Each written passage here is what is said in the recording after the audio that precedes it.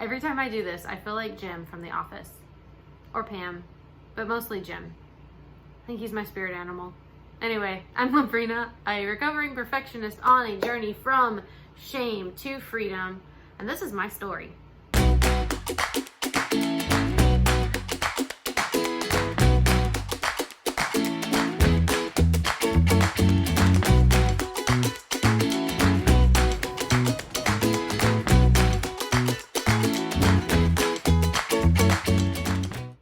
What makes this time any different? That's a question that hounds my mind. Not just about losing weight, but pretty much anytime I try something again that I failed at some point in my life. And I have a history of failing with weight loss. I also have a history of rocking it. So the first time that I lost weight, and I tried to, was about 6 months before I got married. And it was really less about trying to lose weight and get some great wedding pictures. It was more about feeling completely out of control. Honestly, just uncomfortable in my own skin. That was the biggest trigger for shame, for depression, and worry. Anxiety is a strong word, but really depression. Like, most of my thoughts of depression were linked to not feeling good enough, like my body not being good enough. And I was like, this is something I can control. So I went for it. I cut out all sugars, all breads, all everything like that. And it worked. Like, I dropped 15 pounds. And then I got married. And, well, I felt like to be a good wife, I needed to cook. Because that's what my mom did. My mom is a phenomenal cook. And all the ladies in my family were. So I was like, you know, I'm going to do this. I'm a wife now. This is my wifely duty. And my favorite thing to cook was fried squash. So Tennessee girl living in Pennsylvania. And I was like, babe, I'm going to culture you on this. And I made a fried squash like 3 times. I don't know, a lot. Anyway, I gained 15 pounds back in 3 months. Like, so it tasted amazing. My pants just didn't fit. And I was like, okay, you know what? I've done this before. I'll do it again. So weight loss, I did it the exact same way and it worked again. But like, what made that time any different? Nothing. I did it the same way for the same reasons of just wanting to avoid feeling guilty. And that really did start a cycle of, shame, binge eating, gain, guilt, shame, binge eating, gain, guilt. You get the idea. Like, I would just be triggered. I would have a shame trigger and then try to stuff my emotions with food. Like, I would stuff myself with food, but really it was a way of turning off that emotion that I didn't want to feel. And I'd gain weight and the food tasted great. The food was not the culprit. It was my way of dealing with my unhealthy thinking patterns. So I would gain weight and feel super guilty, which would lead to more shame. Anyway, I knew how to drop the weight.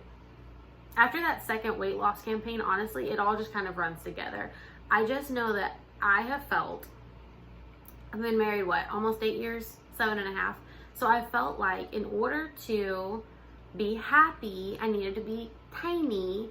And in order to be tiny, I had to say no to all the foods that made me happy. Except for, no, I would even avoid watermelon and strawberries. Like, anything that had sugar in it, whether it was natural or whether it was processed. Basically, I felt like if I wanted to lose weight, I had to avoid sugar 100% all the time. And if I wanted to stay healthy, that I had to avoid it. No cheats, no treats, no nothing. But of course, I didn't want to live like that.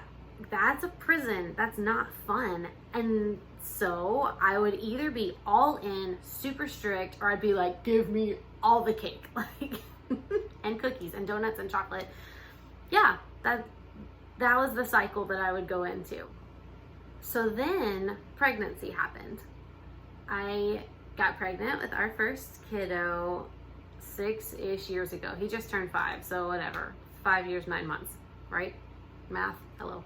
And let's just say I knew at my core that this extreme eating pattern wasn't healthy.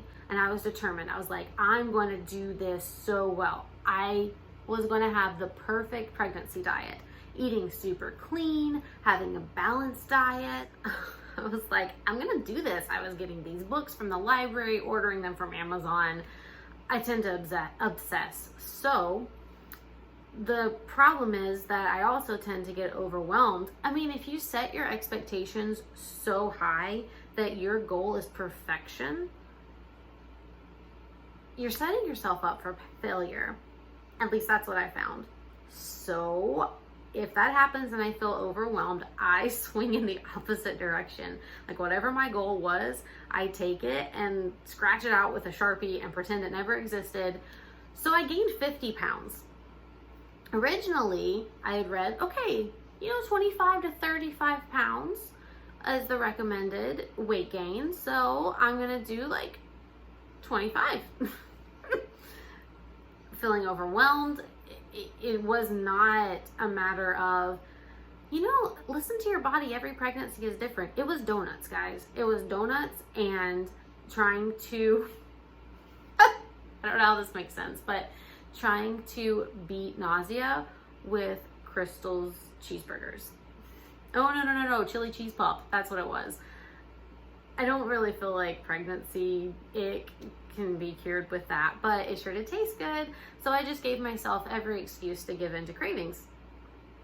And it was fun. It was, because I had lived in this prison of diet restrictions for so long that to take away all of those rules and just to be like, hey, you know what? You shouldn't be on some kind of no sugar, no carby anything right now.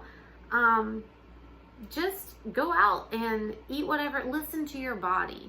Well, my body was wanting everything I had deprived it of for months at a time. Once I had Starlin, our oldest kiddo, I got back in it. And I did hold off until after I was breastfeeding to go back on any kind of hardcore diet, but I went right back to what had helped me in the past.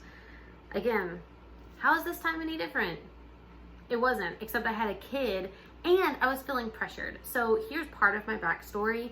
My husband and I, we have a magic show. Like whenever we met at a magic conference, right? Super nerdy, it was so fun. And so we met at a magic conference, and for the first few years of marriage, we toured, but we had a brilliant idea to have a baby one year and start a new business the next. So in 2016, we started Magic and Wonder in Lancaster, Pennsylvania. And I felt this enormous pressure to get in rockin' von awesome shape for that show. So I did. I lost all my pregnancy weight and then some by being super strict. And it worked. It did. I got back in shape. I was running. I was exercising. And all of those things were great. Losing weight felt amazing. It just wasn't sustainable. Like the pendulum swing of living over here in this extreme for me wasn't life-giving and it wasn't sustainable. I love the energy level. I love the exercise. I just really like cookies and yeah, and fruit and watermelon. Like watermelon's my favorite fruit. So just needless to say, I wasn't going about it the right way. So, fast forward 2 years later, I got pregnant again with our second little boy. And that time I gained 60 pounds.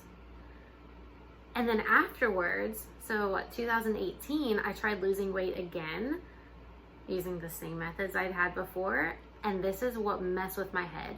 The diet didn't work. It didn't work anymore. It was like my body was rebelling. And I had done some things that weren't very healthy, like replacing real sugars, even natural sugars, with fake sugars. And after a while, those fake sugars started giving me a headache. So I just felt so stuck. I was like, I don't even know how to do this diet anymore. And I knew that it wasn't the healthiest. The way I was doing it was not healthy. This is not a speech against any kind of way to lose weight that is healthy and full of natural, good foods. But I was eating a lot of processed foods that helped me trick my body into losing weight until it didn't anymore. And then I just didn't know what to do. I felt stuck and felt like, wow, fitness should not be this hard. This should not feel like some overwhelming mess, this cage that I'm choosing to live in order to feel fit. So the diet wasn't working. I didn't know what to do. And so I went for the self-acceptance route, which was awesome.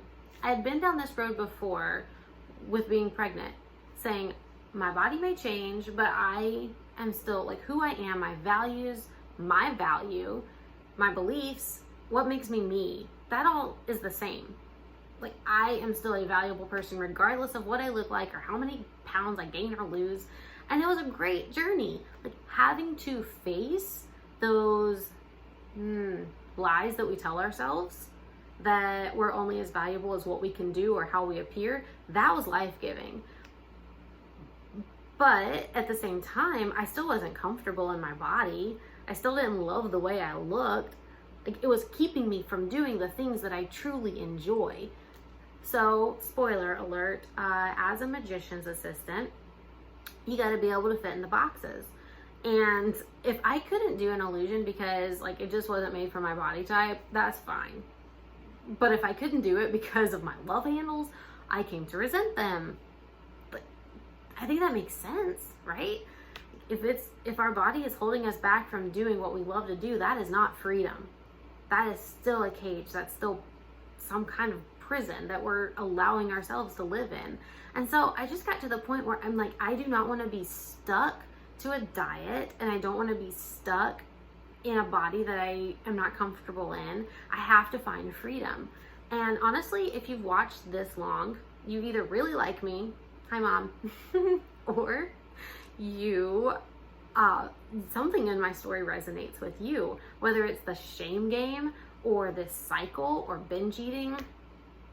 Maybe you are also a person who finds yourself secret snacking because you don't want anyone to know that you're binge eating. And if it connects with you on some level, well, by gosh darn it, for all of us, I want to figure this out. So I'm back to that question, what makes this time any different? Because isn't there's some famous saying, right, that the definition of insanity is doing the same thing over and over again and expecting different results. Well, that's what I've been doing for a while now, is doing the same thing over and over again and maybe expecting the same results that I would lose weight, but the different result that I would actually keep it off. And that is what I know I have to change something in my thinking, in my approach, in my lifestyle in order for that to happen. And change starts on the inside. So, what makes this any different? Now, this is not for everybody, but this is what I did. I decided I'm taking my story public. It's terrifying, by the way. Freaking terrifying. But not just on YouTube, also on social media. I just was like, hey, this is part of my story and I'm going to do something about it. And the other thing that I did is that I started a group for other people who wanted to pursue health from the inside out. And I decided to lead a group. Again, not for everybody, but I knew that I would show up for other people even if I wouldn't show up for myself. So yeah, it's actually been fantastic to have the support of other people. And I think that one of the greatest benefits to this process so far has just been being honest about those secrets, the secret shame cycle that I get stuck in. Because if you tell your secret to somebody, it doesn't seem as big and scary anymore. So what makes this time any different? For you, it may mean just picking up a new habit, journaling, or telling someone about your struggle. It may mean joining a group like I have, where you're communicating with other people and you're just being able to tell them what's going on in your life and getting support. There's so many things that we can do, but the bottom line is that health shouldn't be so complicated. Get exercise, move your body, eat well, and get out and live. I don't live for fitness. I want to be healthy so that I can do the things that I enjoy. And I think we all kind of want that. I want my health journey to be something that fuels me to have energy to play with my two awesome boys, to be able to do what I love with my husband in our magic show. I'm also an aerialist, so to have the stamina to climb those giant pieces of fabric and tumble from the air and not feel like I have to freak out and put myself on some crazy training regimen anytime I know that a performance is coming up, because I want my body to be healthy all the time. Not just when I'm scared, not just when I'm freaking out, and not just when I hit a wall and decide that it's time to do something different. So right now I'm finishing up a 21-day program that I committed to. And next week I'm going to review that program and give you a sneak peek for what is coming next, because I'm so excited. Change doesn't happen until we change our habits, and until we change from the inside out. That is my commitment this time. I've decided to just really do some heart inspection and choose a nutrition plan that's going to work for me for life. So that's what I'm going to be talking about and doing a sneak peek on next Thursday. In the meantime, I hope that you all have a brilliant week. Connect with me on Instagram, Facebook, all that fun stuff, and hit that subscribe button. Turn on notifications so that you always know whenever I post a new video, please. And I will see you guys next week.